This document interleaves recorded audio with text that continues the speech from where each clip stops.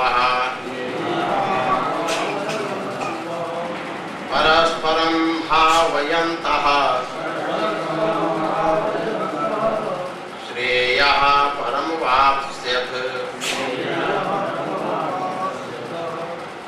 इष्टान् भोगानि वो देवा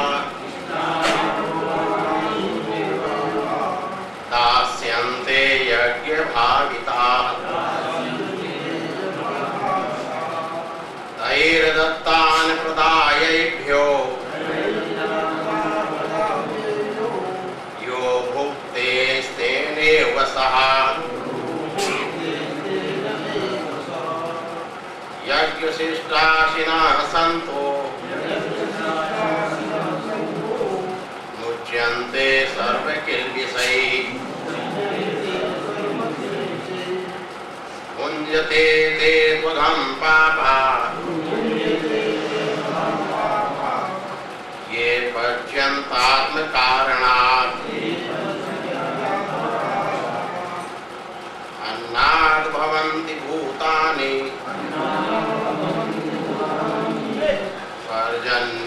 पर्जन्यादन्नसम्भवः यज्ञाद् भवति पर्जन्यो यज्ञः कर्म समुद्भवः कर्म ब्रह्मोद्भवं विद्धि ब्रह्माक्षर समुद्भवम् तस्मात् सर्वगतं ब्रह्म नित्यं यज्ञे प्रतिष्ठितम्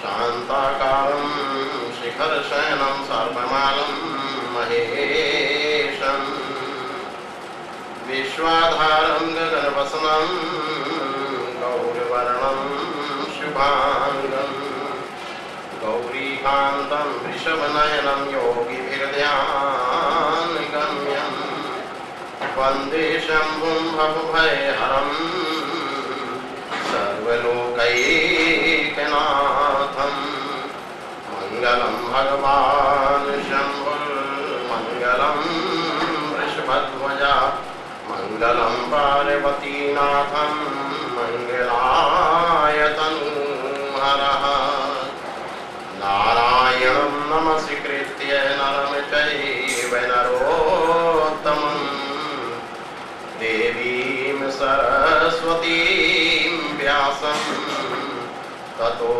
जयमुदीरयेत्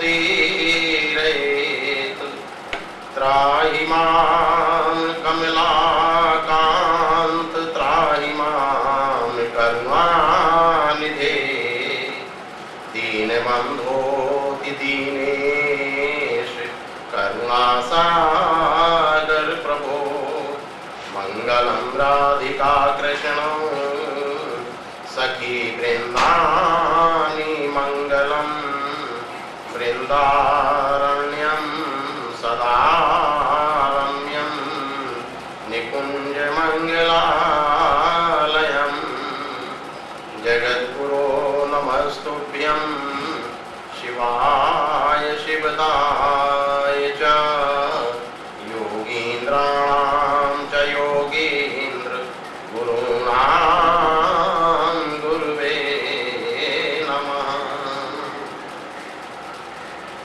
आइए वाणी को पवित्र करने के लिए 2 मिनट हरि नाम संकीर्तन करें। रघुपति राघव राजा राम पतित पावन सीताराम रघुपति राघव राजा राम पतित पावन सीताराम रघुपति राघव राजा राम पतित पावन सीताराम रघुपति राघव राजा राम पतित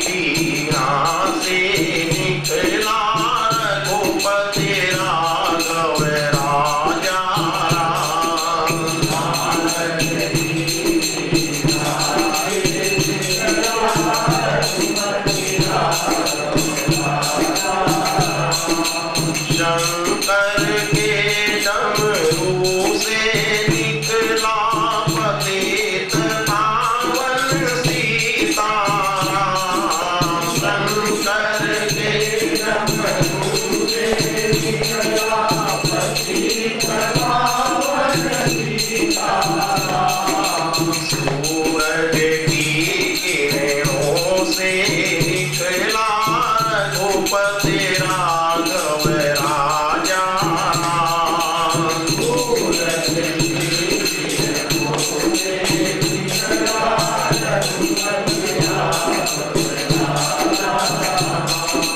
गंगा की लहरों से निकला पतित पावन सीताराम।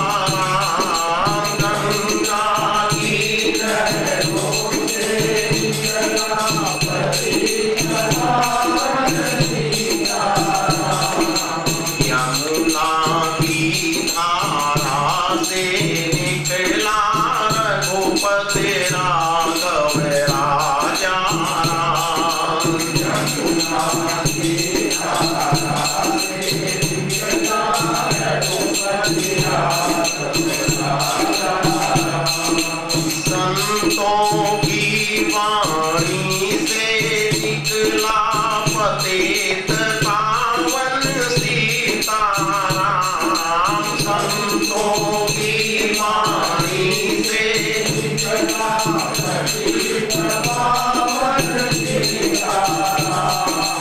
भक्तों के श्रीमुख से निकला रघुपति राघव राजा। भक्तों के श्रीमुख से निकला रघुपति राघव राजा।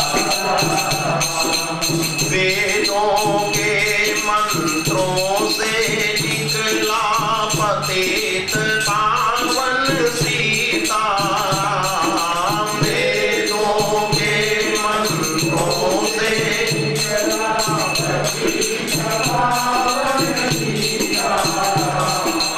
रघुपति राघव राजा राम पतित पावन सीताराम।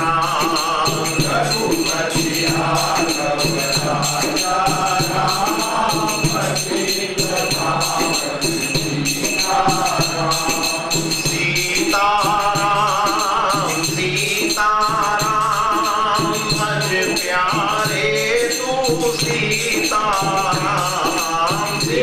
सीताराम सीताराम भज प्यारे तू सीताराम।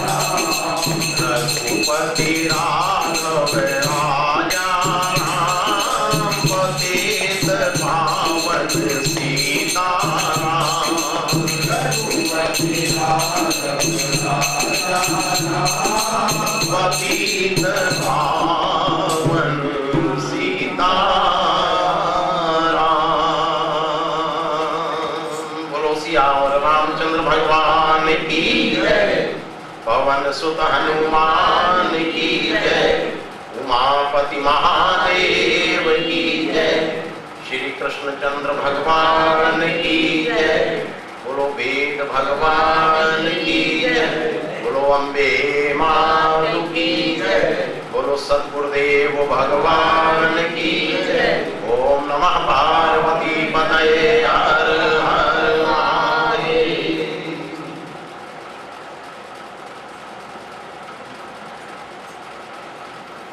सत्संग प्रांगण में विद्यमान समस्त मुदमंगलमय भगवत पादारविंदानुरागी भक्त प्रवर, आइए कल के प्रसंग को आगे बढ़ाते हुए कुछ भगवत गुणानुवाद करते हैं। इस प्रवचन माला की श्रृंखला में आप कर्म के विषय में श्रवण कर रहे हैं। कर्म क्या है, कर्म का स्वरूप कैसा है, अकर्म क्या है, विकर्म क्या है,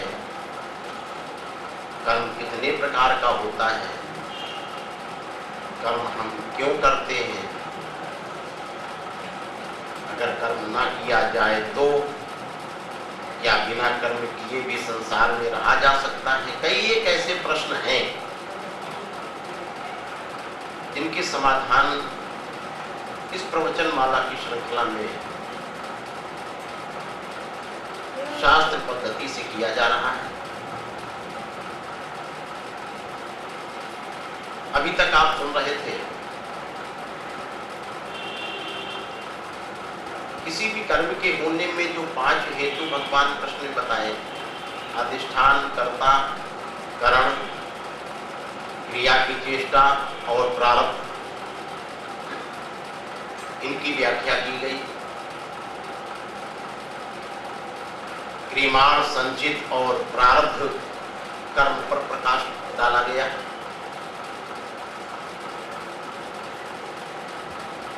ये कर्म इतने शक्तिशाली होते हैं, इतने ताकतवर होते हैं कि इन कर्मों पर विजय प्राप्त करना बड़ी टेढ़ी खीर है। हर व्यक्ति इन कर्मों से भयभीत रहता है, घबराता है। यद्यपि ऐसा नहीं है कि हम इन कर्मों पर विजय नहीं पा सकते,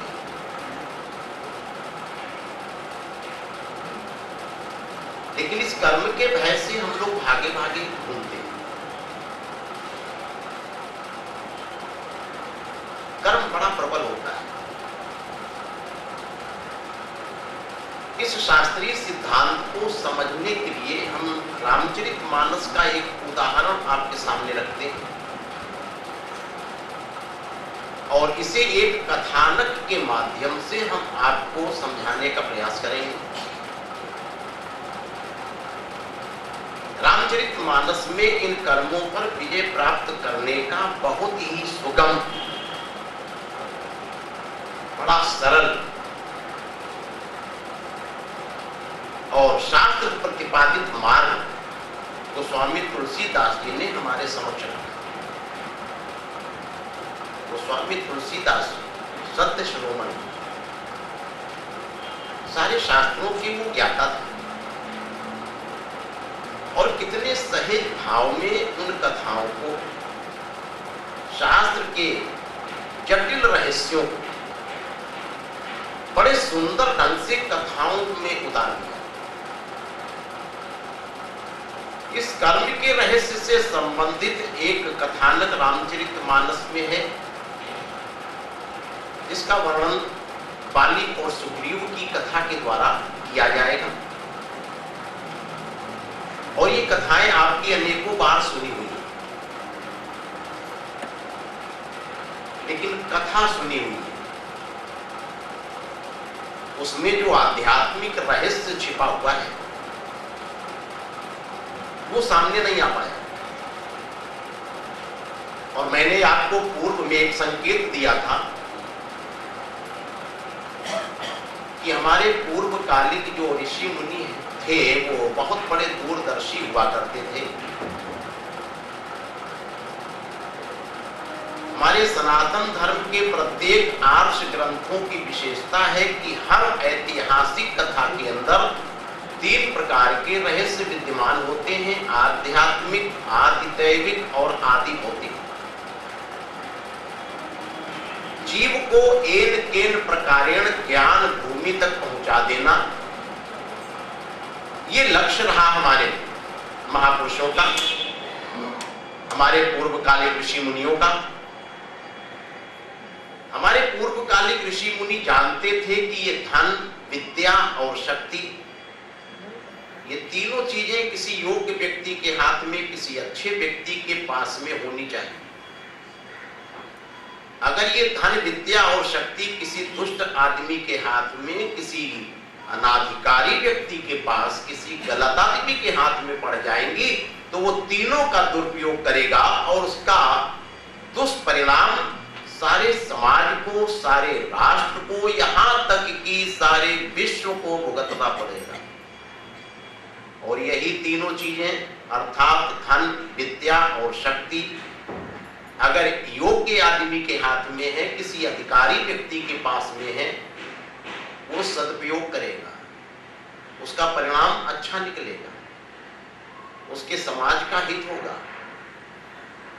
राष्ट्र का उत्थान होगा, विश्व का कल्याण होगा।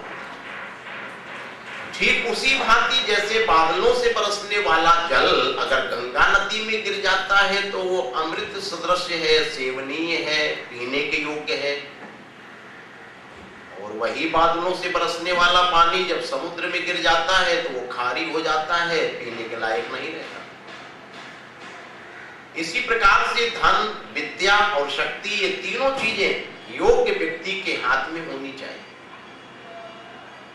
और संभवतः यही सोचकर हमारे ऋषि मुनियों ने वेदों की अनादि विद्या गलत व्यक्तियों के हाथ में ना पड़े, इसलिए उसे पौराणिक ग्रंथों में कथानक रूप में प्रतिपादित कर दिया, ताकि अनाधिकारी व्यक्ति केवल कथाओं में ही उलझा रहे, वो उनके जटिल रहस्यों की गुत्थियों को सुलझा ना पावे। संभवतः यही कुछ सोच करके तो गोस्वामी तुलसीदास जी ने लिख दिया कि बुध विश्राम सकल जन रंजनी, राम कथा कलि कलुष विभंजनी। बुध विश्राम सकल जन रंजनी।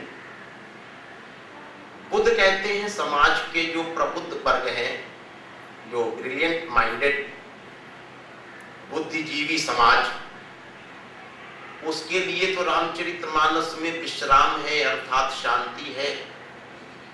और सकल जनरंजनी, जो साधारण लोग हैं, जो अल्पज्ञ लोग हैं, उनके लिए ये रामचरितमानस रंजन अर्थात मनोरंजन का एक साधन मात्र है।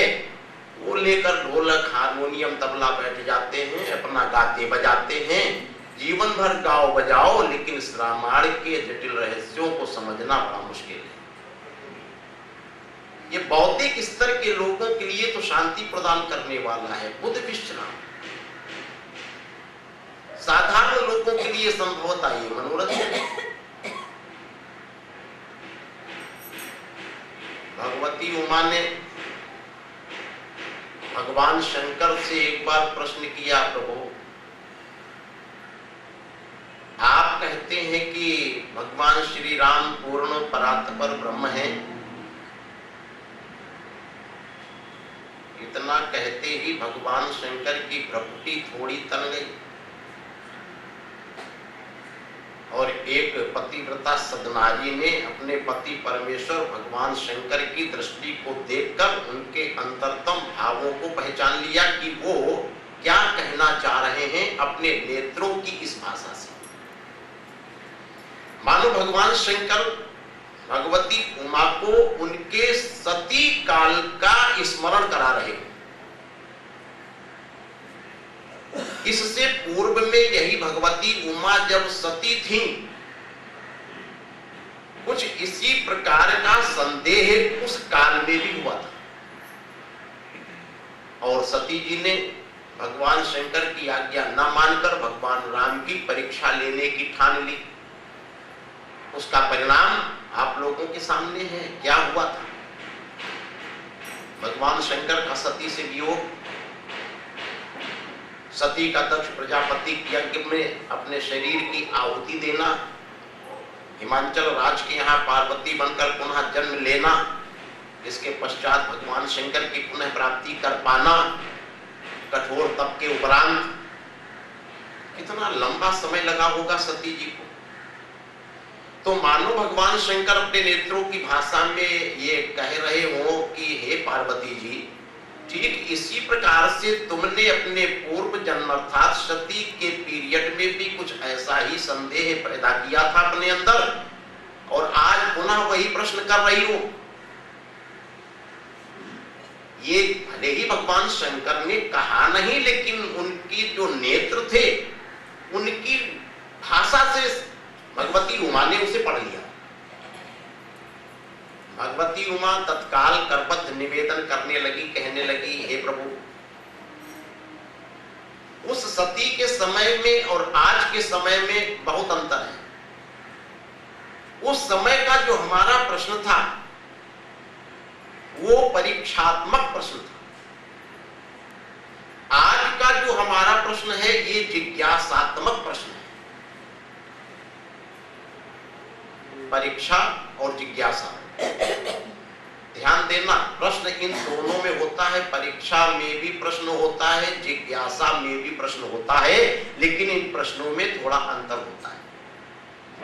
जब कोई अध्यापक विद्यार्थी से प्रश्न करता है तो दैट इज कॉल्ड एग्जामिनेशन, उसे कहते हैं परीक्षा।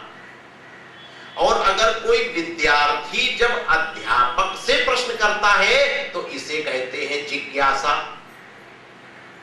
विद्यार्थी अध्यापक की परीक्षा थोड़ी लेगा। जब कोई गुरु अपने शिष्य से प्रश्न करता है तो वो परीक्षात्मक प्रश्न कहा जाता है कि गुरु शिष्य की परीक्षा ले रहा है। हमने इतना विद्या अध्ययन कराया, इसके क्या समझ में आया। और जब शिष्य करबद्ध निवेदन करता हुआ गुरु से कोई प्रश्न करता है तो वो गुरु की परीक्षा थोड़ी ले रहा है, वो तो अपने जानने की इच्छा से प्रश्न कर रहा है। इसलिए ये प्रश्न जिज्ञासात्मक कहलाता है। और जो परीक्षा के लिए प्रश्न किया जाए, गुरु जब प्रश्न करे तो वो होता है परीक्षा, और शिष्य प्रश्न करे तो वो जिज्ञासा। तो पार्वती जी भगवान शंकर से कहने लगी, प्रभु सती के समय में जो हमारा प्रश्न था वो परीक्षात्मक प्रश्न था, अर्थात मैं उस ब्रह्म की परीक्षा लेने के लिए गई थी। लेकिन आज जो मैं प्रश्न आपसे कर रही हूं ये प्रश्न है जरूर, लेकिन ये प्रश्न जिज्ञासात्मक है, अर्थात मैं विद्यार्थी बनकर आपसे कुछ पूछ रही हूं, जानना चाहती हूं। भगवान शंकर थोड़ा नॉर्मल हो गए, क्योंकि सती जी ने बात ऐसी कह दिया ना कि वो उस समय परीक्षात्मक था और आज पार्वती जी के रूप में जो प्रश्न है ये जिज्ञासात्मक। ये शिष्य का प्रश्न है, ये विद्यार्थी का प्रश्न। भगवान शंकर कहने लगे, देवी पूछो, क्या पूछना चाहती हो। भगवती उमा ने कहा, प्रभु आप कहते हैं भगवान श्री राम पूर्ण परात्पर ब्रह्म हैं। हाँ है, इसमें कोई संदेह नहीं है। भगवती उमा कहती है कि प्रभु मैं स्वीकार करती हूं, लेकिन मुझे बड़ा आश्चर्य होता है कि भगवान श्री राम अयोध्या वासियों के समक्ष उपस्थित हैं, विद्यमान हैं, लेकिन अयोध्या के नागरिक उन्हें देख नहीं पाते कि ये ब्रह्म है। ऐसा क्यों? तो भगवान शंकर इसके उत्तर में ये कह सकते थे कि हे देवी पार्वती, ये अयोध्या के जितने भी नगरवासी हैं सब नेत्रहीन हैं, अंधे हैं, इसलिए ये राम के रूप को क्या देख पाएंगे। लेकिन ऐसा नहीं कहा। भगवान शंकर कहते हैं, देवी आप जानती हैं ये श्री राम जी के रूप को क्यों नहीं देख पाते। भगवती उमा ने कहा, प्रभु अगर मैं जानती तो मैं आपसे ये जिज्ञासा ही क्यों करती। तो भगवान शंकर कहने लगे, सुनो, हमारे काव्य कुशल संत शिरोमणि पूज्यपाद गोस्वामी तुलसीदास जी ने वहां एक चौपाई लिखी कि मुकुर मलिन अरु नयन बीना, राम रूप देखहि किमि दीना। भगवान शंकर कहने लगे, देवी उमा, मुकुर मलिन और नयन विहीना, ये जितने भी अयोध्या वासी हैं इनका मुकुर अर्थात दर्पण ये मलिन है, गंदा है। अरु नयन विहीना, और नेत्रों से भी हीन है। तो राम रूप देखहि किमि दीना, ये बिचारे दीन और निरीह प्राणी राम के रूप को क्या देख सकते हैं।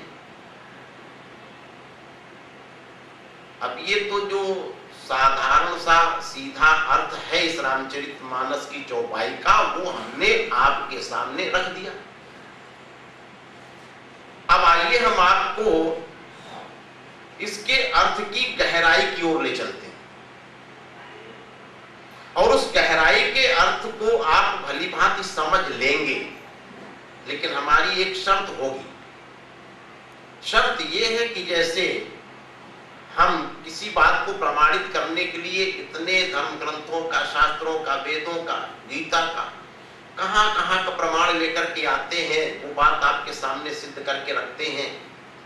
मैं जब इतना बौद्धिक श्रम करता हूं तो मैं आपसे भी अपेक्षा रखूंगा कि आप भी ढीले ढाले होकर के इन प्रवचनों को न सुने, अपितु थोड़ा सा हमारे साथ सहयोग करें, कोऑपरेट करें, और आप थोड़ा सा बौद्धिक श्रम करें तो हमारे जो भी वेदांत परक रामचरितमानस के गंभीर अर्थ हैं वो सब आपकी बुद्धि में समाते चले जाएंगे। अगर आप ढीले ढाले बैठे रहे तो हमारे एक भी अर्थ आपकी पकड़ में नहीं आएंगे। ये तो संसार का नियम है। किसी अनादि काल से भूखे आदमी को अगर हम पेय पदार्थ पिलाने, थम्स अप, शरबत, कोका कोला, हो सकता है ये पीने में बड़े स्वादिष्ट होते हैं और इनके पीने में परिश्रम नहीं करना पड़ता है, कोई दांत लगाने की जरूरत नहीं है, घटा घटा पीते चले जाओ। पीने में टेस्टी है, स्वादिष्ट है, कितना भी पीते जाओ। लेकिन अनादिकाल से भूखे आदमी को आप कितना भी पेय पदार्थ पिलाते चले जाओ, क्या ये पेय पदार्थ पीने से उसकी शाश्वत भूख, उसकी परमानेंट भूख मिटेगी? नहीं मिटेगी। क्षणिक तृप्ति मिलेगी, थोड़ी देर के लिए तो उसे शांति मिल जाएगी, लेकिन अगर परमानेंट उसे भूख अपनी मिटानी है तो कोई ठोस आइटम, तो आहार उसे लेना ही पड़ेगा, और ठोस आहार जब वो लेगा तो उसे परिश्रम करना पड़ेगा, दांतों को चबाने में, पेट को पचाने में, तो उसकी परमानेंट भूख मिटेगी। अगर आप थम्स अप, शरबत पिलाते रहे तो क्षणिक तृप्ति मिलेगी, लेकिन परमानेंट भूख नहीं मिटेगी। इसी प्रकार से ये समाज अनादिकाल से भूखा है, और हमारे जितने भी प्रवचनकार हैं वो लगभग पेय पदार्थ पिलाते हैं। संगीत, म्यूजिक, भजन, कीर्तन, ये क्या है? ये टेस्टी है, पीने में बड़े स्वादिष्ट, सुनने में बड़ा आनंद आता है। ये थम्स अप, शरबत, कोका कोला है, पी लो, राधे राधे करके नाच भी लो, उछल लो, इनसे क्षणिक तृप्ति मिलेगी, लेकिन परमानेंट भूख नहीं मिटेगी। अगर परमानेंट भूख मिटानी है तो आपको ये ठोस आइटम, वेदांत परक अर्थ तो सुनना ही पड़ेगा, इसे हजम करना पड़ेगा, और इस अर्थ को सुनने के लिए, जैसे ठोस आहार खाने के लिए आपको परिश्रम करना पड़ेगा, दांत को चबाने में, पेट को पचाने में, इसी प्रकार से हमारे वेदांत परक अर्थों को समझने के लिए आपको परिश्रम करना पड़ेगा, बौद्धिक श्रम करना पड़ेगा, तब इस समाज की परमानेंट भूख मिटेगी। वरना ये थम्स अप, शरबत, कोका कोला पीते रहो, इनसे भूख नहीं मिटेगी, क्षणिक शांति मिलेगी। ये तो संसार का नियम है। इसलिए हमारे इन गंभीर अर्थों को पकड़ने के लिए थोड़ा सा आप सावधान रहेंगे, थोड़ा सा बौद्धिक श्रम हमारे साथ करेंगे, तो आपको हमारे रामचरितमानस के बतलाए हुए जितने भी वेदांत परक अर्थ हैं बड़ी जल्दी समझ में आएंगे। अभी हमने आपके सामने एक चौपाई रखी, मुकुर मलिन अरु नयन विहीना, राम रूप देखहि किम दीना, और मैंने इसका साधारण अर्थ भी आपको बतला दिया। भगवान शंकर कहते हैं कि एक तो इनका दर्पण मलिन है, गंदा है, और नेत्रों से भी हीन है, ये बेचारे दीन और निरीह प्राणी राम के रूप को क्या देख सकते हैं। ये सीधा सा सरल सा अर्थ हमने आपके सामने रखा। अब हम इसके अर्थ की गहराई पर आपको ले चलते हैं, और वो अर्थ आपकी समझ में आएगा, अच्छी प्रकार से आएगा, अगर आप थोड़ा सा सावधान रहे और थोड़ा सा बौद्धिक श्रम किया आपने तो। किसी भी व्यक्ति को देखने के लिए जिसकी सत्ता हमसे पृथक है, जो हमसे भिन्न अस्तित्व रखने वाला है, उसे देखने के लिए नेत्र ही पर्याप्त होते हैं। जैसे इस व्यासपीठ व्यासपीठ पर बैठे हुए हम सामने आप लोगों को देख रहे हैं, तो आप बतला सकते हैं किस चीज से देख रहे हैं? नेत्रों से। या आप श्रोतागण व्यासपीठ पर बैठे हुए हमको देख रहे हैं, किससे देख रहे हैं? नेत्रों से। यहां दर्पण की आवश्यकता नहीं पड़ेगी। अगर अपने से भिन्न सत्ता वाले को, अपने से पृथक अस्तित्व रखने वाले को देखना है तो नेत्र ही पर्याप्त होते हैं, दर्पण की आवश्यकता नहीं पड़ती है। और अगर अपने ही आपको देखना हो तो, अगर अपने आप को देखना है तो नेत्र और दर्पण दोनों चीजों की जरूरत पड़ेगी। और वहां भी एक शर्त लगी होगी कि नेत्र स्वस्थ होने चाहिए, दर्पण स्वच्छ होना चाहिए।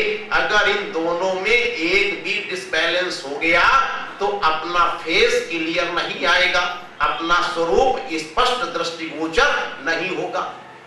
अगर दर्पण ही गंदा है, हमारे नेत्र स्वस्थ हैं, तब भी चेहरा धुंधला दिखेगा। दर्पण अगर साफ सुथरा है, हमारे नेत्र ही अस्वस्थ हैं, तो भी चेहरा धुंधला दिखेगा। वहां दोनों चीजें स्वच्छ होनी चाहिए, दर्पण स्वच्छ हो, नेत्र स्वस्थ हो। वो एक अलग बात है। वेदांत में एक और भी चीज है कि दर्पण भी स्वच्छ है, हमारे नेत्र भी स्वस्थ हैं, और अगर वहां अंधकार है तो क्या अपना रूप देख लोगे? वो एक अलग की चीज है, मैं उसका विवेचन यहां नहीं ला रहा हूं। कभी समय आया तो मैं वो भी बताऊंगा कि तीसरी चीज वहां प्रकाश भी चाहिए। तो स्वच्छ दर्पण है, स्वस्थ नेत्र है, लेकिन वहां प्रकाश नहीं है, अंधकार है। तो लेकिन मैं ये बतलाना चाह रहा हूं कि किसी दूसरे के रूप को अगर देखना है तो नेत्रों की ही आवश्यकता होती है, दर्पण की जरूरत वहां नहीं पड़ती है। अगर अपने ही आप को देखना है तो नेत्र और दर्पण दोनों चीजों की जरूरत पड़ती है। अब जरा आप चौपाई पर ध्यान दीजिए। चौपाई में भगवान शंकर भगवती उमा से क्या कहते हैं कि मुकुर मलिन अरुणयन विहीना। यहाँ नेत्र और दर्पण दो चीजों का प्रयोग किया गया है। भगवान शंकर कहते हैं देवी, एक तो इनका दर्पण गंदा है, दूसरे नेत्रों से हीन है, इसलिए राम के रूप को नहीं देख सकते। यहाँ श्री राम जी के रूप को देखने के लिए नेत्र और दर्पण दो चीजों का प्रयोग किया गया है। अगर राम जी हमसे कोई भिन्न सत्ता रखने वाला व्यक्ति विशेष हो, अगर वो कोई राजा दशरथ का पुत्र हो, कोई राजकुमार हो, कोई सीता नाम की स्त्री का पति हो, कोई धनुष बाण धारण करने वाला पुरुष विशेष हो, हमसे पृथक सत्ता जिसकी हो, उस राम को तो केवल हम नेत्रों से देख सकते थे। लेकिन जिस राम को देखने के लिए भगवान शंकर ने दो चीजों का प्रयोग किया है, मुकुर और नयन, नेत्र और दर्पण, तो नेत्र और दर्पण ये दो चीजें अपने आप को देखने के लिए हम प्रयोग में लाते हैं। और यही भगवान श्री राम के रूप को भी देखने के लिए प्रयोग में लाया गया है चौपाई में। इससे सिद्ध होता है कि वो श्री राम जी हमसे भिन्न सत्ता रखने वाले कोई व्यक्ति विशेष नहीं है, वो कोई हमारे रूप में ही विराजमान है। उस राम को देखने के लिए नेत्र और दर्पण दोनों चीजें चाहिए, अर्थात वो राम हमारे ही अंदर कहीं उपस्थित है। ये उस राम की कथा गोस्वामी तुलसीदास जी ने लिखा है, इसमें कोई राजा दशरथ के पुत्र की कथा नहीं लिखी गई। जब इस दृष्टि से आप रामचरितमानस को उठाकर देखेंगे तब आपको लगेगा जैसे आदि शंकराचार्य जी ने कह दिया, शांति सीता समाहिता आत्मा रामो विराजते। साफ साफ कह दिया कि आत्मा ही तो ये राम है। ये उस राम को देखो। गोस्वामी जी ने भी जिस राम की कथा लिखा है उसे देखने के लिए नेत्र और दर्पण दोनों चीजें चाहिए। और ये नेत्र और दर्पण ये दोनों चीजें हम अपने आप को देखने के लिए प्रयोग में लाते हैं, दूसरों को देखने के लिए तो केवल नेत्र ही पर्याप्त होते हैं। लेकिन राम जी को देखने के लिए गोस्वामी जी ने नेत्र और दर्पण दो चीजों का प्रयोग कर दिया। और ये नेत्र और दर्पण अपने आप को देखने के लिए हम प्रयोग में लेते हैं। इससे सिद्ध हुआ कि राम जी हमारे रूप में ही, हमारे अंदर ही कहीं बैठे हुए हैं। ये उनकी कथा है।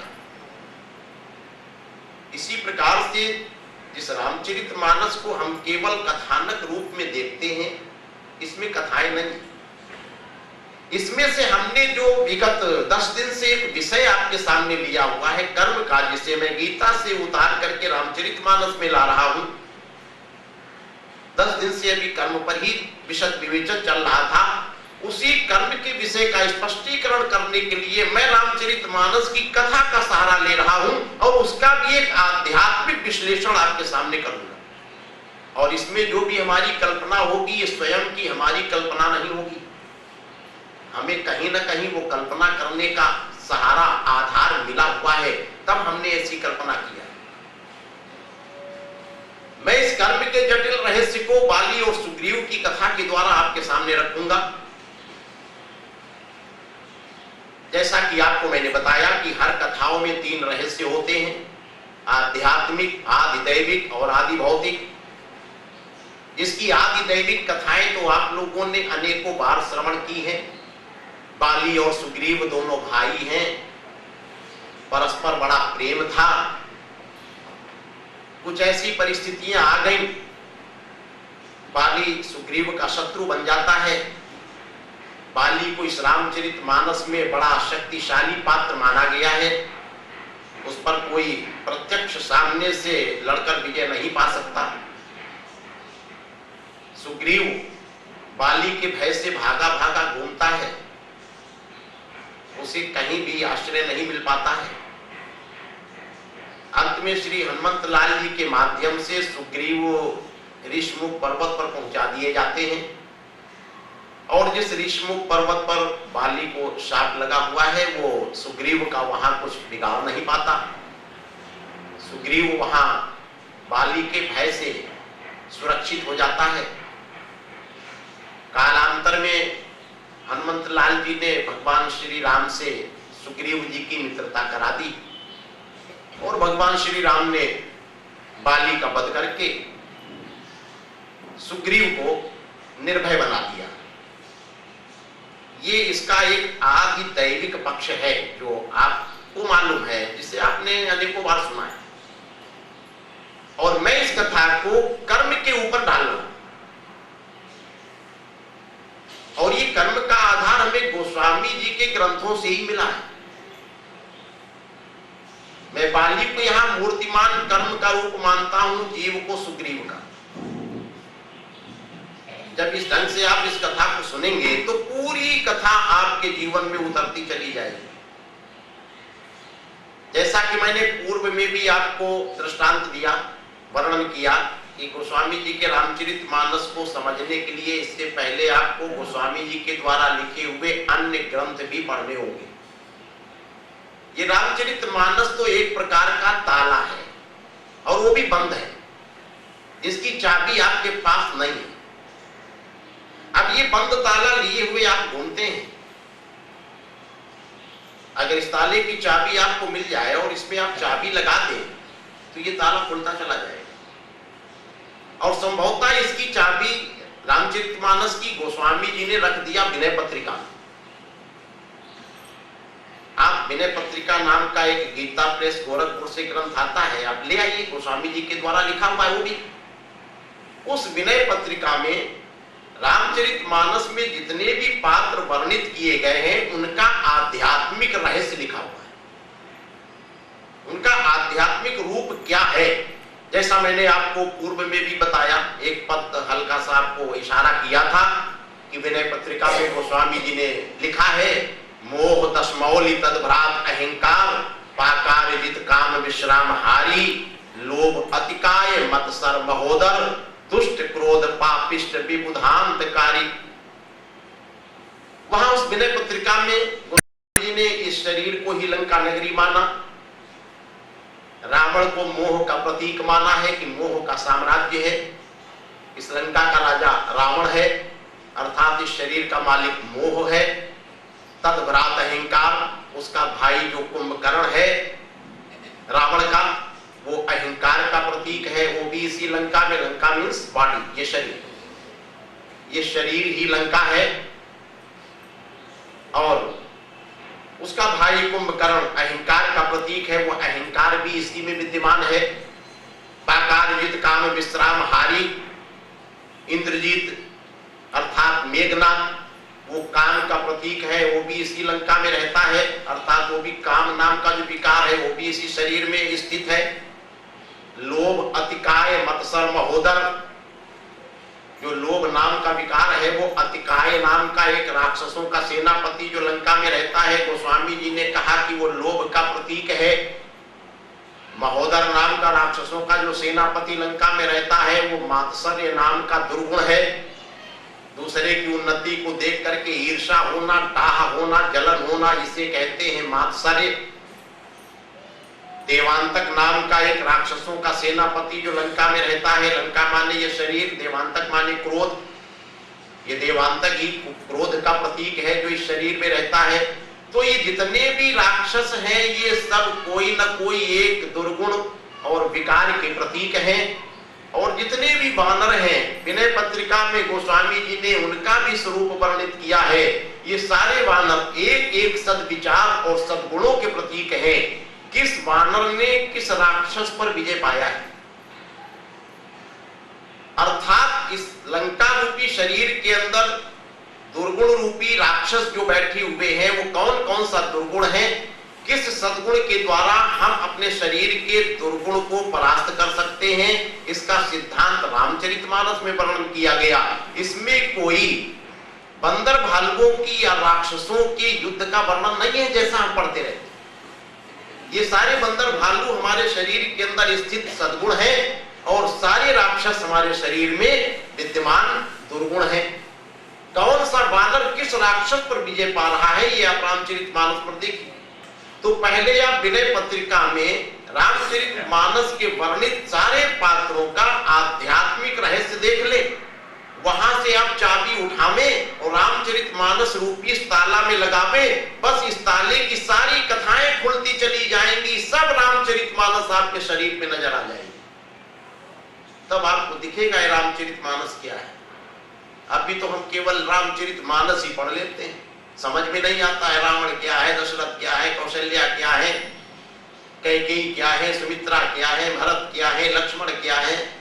इन सारे रहस्यों को जानने के लिए उसी विनय पत्रिका में गोस्वामी जी ने बाली को कर्म लिखा है। अगर आप कहें कि आपने अपनी तरफ से बाली को कर्म कैसे मान लिया महाराज, तो मैंने अपनी तरफ से स्वीकार नहीं किया, हमें कहीं न कहीं उसका आधार मिला है। विनय पत्रिका में गोस्वामी जी ने लिखा, कर्म कपीस बाली ही त्रस्यु है, कर्म कपीस बाली। ये बाली कर्म का प्रतीक है। और मैंने आपको बताया कि कर्म बड़ा ही ताकतवर होता है। हर जीव कर्म से भयभीत है, घबराता है, भागा भागा घूमता है। तो आपने रामचरितमानस में देखा कि बाली सबसे ताकतवर पात्र है। यही कर्म है। इस कर्म पर विजय पाना बड़ा टेढ़ी खीर है, बड़ा मुश्किल है। इस बाली पर विजय पाना, यहाँ तक कि परमात्मा भी अगर सगुण साकार विग्रह में अवतार लेकर के आ जाए, अपना निर्गुण निराकार रूप का परित्याग करके, तो कर्म बंधन में परमात्मा को भी फंसना पड़ेगा, अर्थात कर्मों से वो भी हार जाएगा। भगवान श्री राम भी बाली को सामने से नहीं मार सकेंगे, क्योंकि कर्म उसकी भी ताकत खींच लेगा। यही इसका रहस्य है कि भगवान श्री राम को छिप कर आक्रमण करना पड़ा इस कर्म के ऊपर, इस बाली के ऊपर। कर्म से सामने से कोई नहीं टकरा सकता। ये कर्म इतना शक्तिशाली है कि आपने देखा रावण ने संपूर्ण विश्व पर विजय पा लिया, और यही रावण जब बाली से टकरा गया तो क्या हुआ था आप जानते हैं? बाली ने उसे परास्त किया, उस रावण को अपने कांख में दबा लिया, बगल में, और 6 महीने तक बाली चक्कर काटा रावण को बगल में दबाए दबाए। 6 महीने तक रावण बगल में दबा हुआ बाली के कांख में कांप रहा है। सारे विश्व पर विजय पा लिया रावण, लेकिन बाली से हार गया। इसका तात्पर्य क्या है आप जानते हैं? रावण विश्व विजेता तो बन गया, लेकिन कर्म विजेता नहीं बन पाया। कर्म से रावण भी हार गया। मैं ये बतलाना चाहता हूं कि कर्म इतना ताकतवर है कि कर्म से रावण भी हार गया। ये कर्म बड़ा ही शक्तिशाली है। हर व्यक्ति कर्मों से घबराता है, भयभीत है, भागा भागा घूमता है, कहीं भी उसे आश्रय नहीं मिलता। और ये सुग्रीव जीव है, यहाँ जितने भी लोग बैठे हैं सब लोग अपने आप को सुग्रीव मान लो थोड़ी देर के लिए, तो ये कथा बड़ी अच्छी समझ में आई। यहाँ बैठा हुआ प्रत्येक जीव सुग्रीव है और बाली कर्म है। बस मैं इस कथा को आगे बढ़ाता हुआ चलूंगा और आप अपने ऊपर ढालते चले जाइए, सारा रहस्य समझ में आ जाएगा कि कर्म पर हम विजय कैसे पा सकते हैं। कर्म जब इस जीव के अनुकूल होता है तो ये जीव बड़ा प्रसन्न होता है, हर व्यापार में इसे लाभ होता है, जहां भी निकलता है इसे प्रतिष्ठा मिलती है, ख्याति मिलती है, वैभव यश कीर्ति चारों तरफ इसके चरणों में पड़ी है, क्योंकि कर्म इसके अनुकूल है। यानी ये बाली जब सुग्रीव के अनुकूल है, सुग्रीव माने जीव, बाली माने कर्म, तो जब ये बाली सुग्रीव के अनुकूल है तो सुग्रीव बड़ा प्रसन्न है। और वो कहता भी है भगवान श्री राम से कि नाथ बाली अरु मैं द्वौ भाई, ओ प्रीति रही कछु बरनी न जाई। हे नाथ, हमें और बाली में परस्पर इतनी प्रीति है, इतना प्रेम है, जिसका वर्णन मैं शब्दों के द्वारा नहीं कर सकता। क्योंकि आज ये बाली सुग्रीव के पक्ष में है, अर्थात ये कर्म जीव के पक्ष में, ये कर्म जीव के अनुकूल है, तो जीव बड़ा प्रसन्न है। वो जिस व्यापार में हाथ डालता है उसमें ही लाभ। मिट्टी को छू लेता है तो वो सोना बन जाती है, कोयले को हाथ लगा देता है तो वो हीरे में बदल जाता है। लेकिन एक जैसा समय संसार में किसी का रहता नहीं। हमारे महापुरुषों ने कहा, संसार में किसका समय एक सा रहता सदा, है निशि दिवासी घूमती सर्वत्र विपदा संपदा। संसार में एक जैसा समय किसी का कभी नहीं रहा। अप एंड डाउन, उतार चढ़ाव, जिंदगी की इन परिस्थितियों का अनुभव यहाँ बैठे हुए हर व्यक्ति ने किया होगा। सबके सामने वो परिस्थितियां आई, सुग्रीव के सामने भी आ गए। आज वो कर्म अनुकूल है, तुम बड़े प्रसन्न हो, लेकिन जब वो कर्म प्रतिकूल हो जाता है तब क्या होता है? जब आपके कर्म प्रतिकूल हुआ तो कर्म से लड़ने का साहस तो जीवात्मा का है नहीं, बाली से टकराने की हिम्मत तो सुग्रीव की है नहीं, क्योंकि हमने पहले ही कहा कर्म बड़ा ताकतवर है, अर्थात बाली बड़ा शक्तिशाली है, उससे सुग्रीव टकरा नहीं सकेगा, वो भागेगा। हम लोग भी भागते, जब ये कर्म हमारे प्रतिकूल हो जाता है तो हम भी भागते हैं। जिस गांव में हम बड़े सम्मान पूर्वक रहते थे, बड़ी प्रतिष्ठा इज्जत थी, धन वैभव था, आज हमारी प्रॉपर्टी सब चली गई, छिन्न भिन्न हो गई। गवर्नमेंट ने हमारी सारी एग्रीकल्चर लैंड जमीन एक्वायर कर लिया, हमारी जिम्मेदारी समाप्त हो गई, हमारे पास खाने पीने के भी लाले पड़ गए।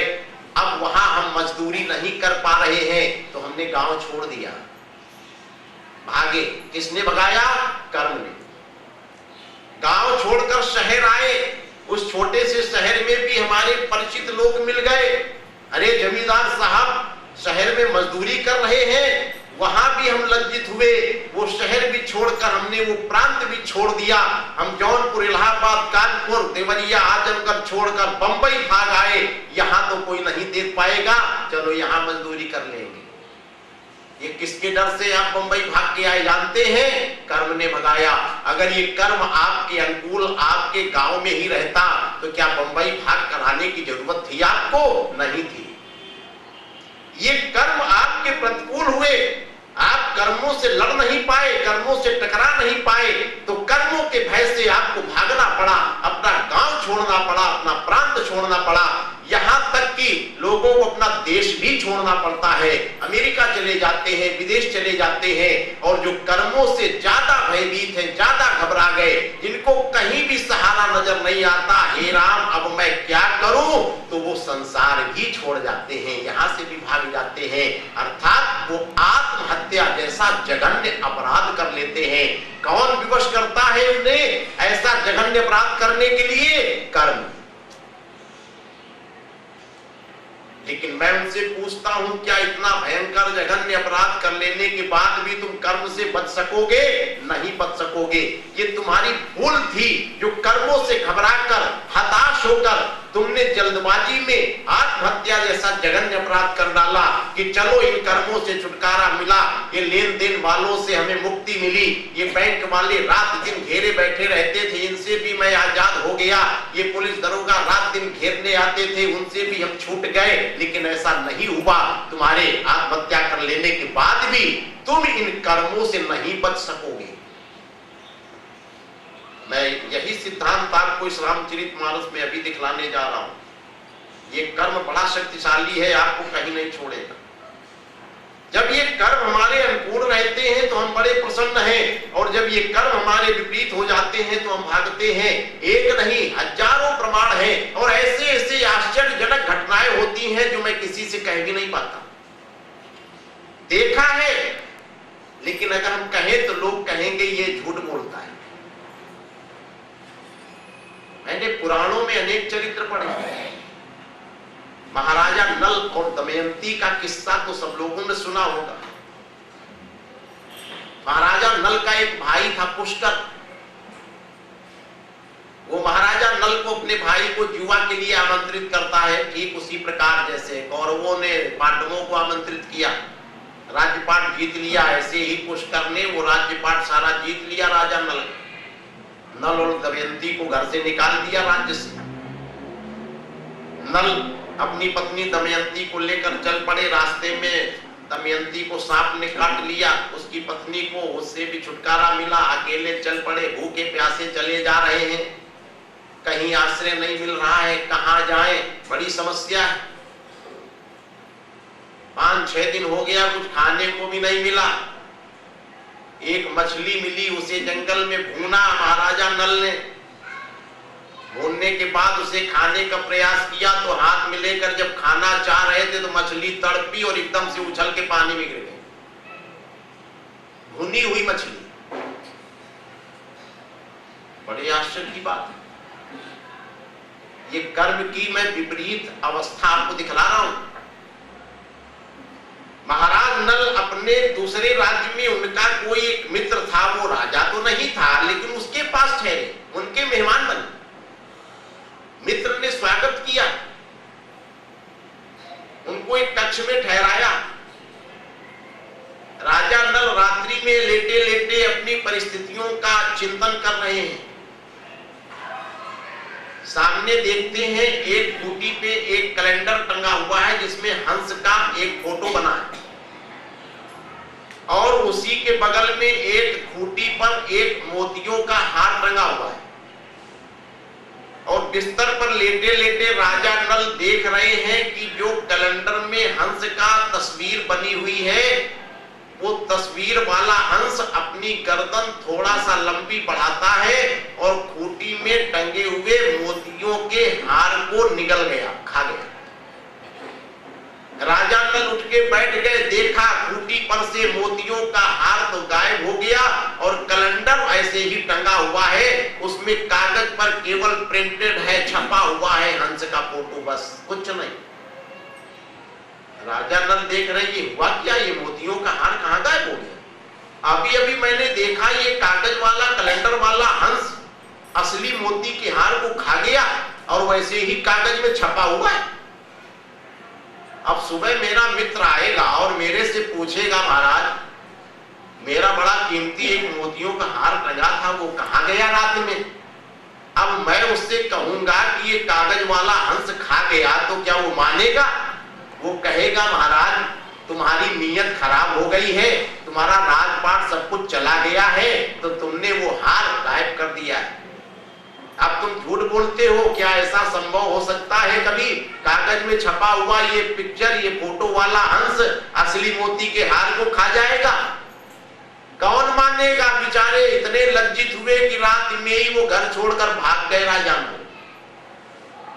यानी कर्म की प्रतिकूल अवस्था में ऐसी ऐसी आश्चर्यजनक घटनाएं आप लोगों ने भी कभी कभी जीवन में अनुभव किया होगा, ऐसी ऐसी चरित्र, ऐसी घटनाएं आपके जीवन में भी आई होंगी जिन्हें आप लोगों के सामने कहने में संकोच करते हैं कि अगर मैं जीवन का अपना वो अनुभव आपको सुनाऊं तो शायद आप कहेंगे महाराज भी खूब गप्प ठोकते हैं। ऐसा कभी हो सकता है क्या? लेकिन ऐसी घटना कभी न कभी जीवन में आपके साथ घटी है, लेकिन आप कह नहीं पा रहे हैं किसी दूसरे से। ये होता है, कर्म की प्रतिकूल अवस्था में संभव है। जब ऐसी प्रतिकूल अवस्था आती है तो जीव भागता है घबराकर। आप जहां जाएंगे ये कर्म आपका पीछा कहीं नहीं छोड़ेगा, हर जगह लगा हुआ है।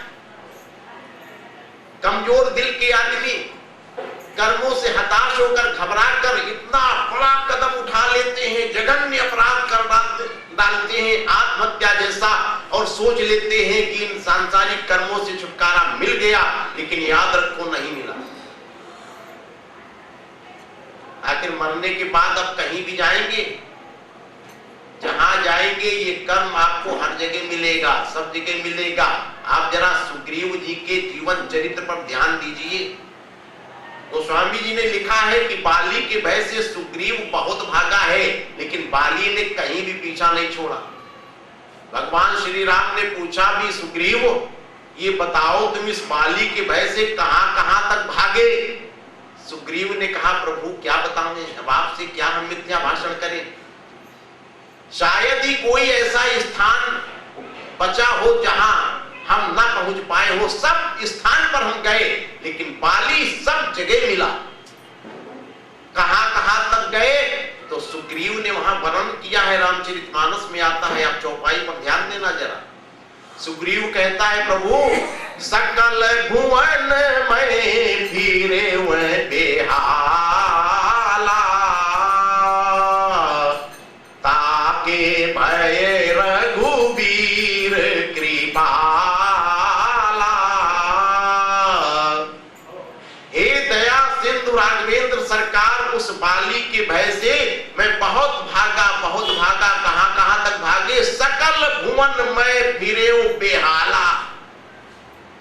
बेहाल होकर, व्याकुल होकर मैं सकल भुवन, सकल भुवन से हमारा तात्पर्य है 14 भुवन होते हैं, जिनका वर्णन आप लोगों ने अनेकों बार सुना होगा इस मंच पर से। 7 नीचे, तल, अतल, वितल, सुतल, तलातल, रसातल, पाताल, और 7 ऊपर, देवलोक, भुवलोक, जनालोक, तपालोक, महालोक, सत्यलोक, ब्रह्मलोक। ये 14 भुवन हैं। ये सुग्रीव 14 भुवनों में घूम करके आया, लेकिन इस बाली ने कहीं भी पीछा नहीं छोड़ा, हर जगह लगा हुआ है। तो क्या आप इस मृत्यु लोक में कर्मों से निराश होकर जब आत्महत्या जैसा जघन्य अपराध कर डालते हैं और आप ऐसा सोचते हैं कि इन कर्मों से छुटकारा मिल गया, तो आत्महत्या जैसा जघन्य अपराध करने के बाद आप भी इन 14 भुवनों में कहीं ना कहीं तो भटकेंगे, मरने के बाद कहीं ना कहीं तो जाएंगे, और इन जिन भुवनों में आप जाएंगे वहां ये बाली, वहां ये कर्म आपका स्वागत करता हुआ मुस्कुराता तैयार मिलेगा। आइए आइए, वेलकम वेलकम, स्वागत है श्रीमान जी आपका। आप कहेंगे, अरे बाली, अरे कर्म, तुम यहाँ भी मौजूद हो। वो कर्म कहेगा, तुम भागो मेरे भय से, कहां तक भागते हो, मैं तुम्हारा पीछा नहीं छोड़ूंगा। इसलिए याद रखो, इस मृत्यु लोक में आत्महत्या जैसा जघन्य अपराध करने के बाद भी आप इस कर्म से बच नहीं सकते। जब बच नहीं सकते तो आपने ऐसा जघन्य अपराध किया क्यों? इस कर्म से बचने का एक ही उपाय है, बहुत सुंदर उपाय है।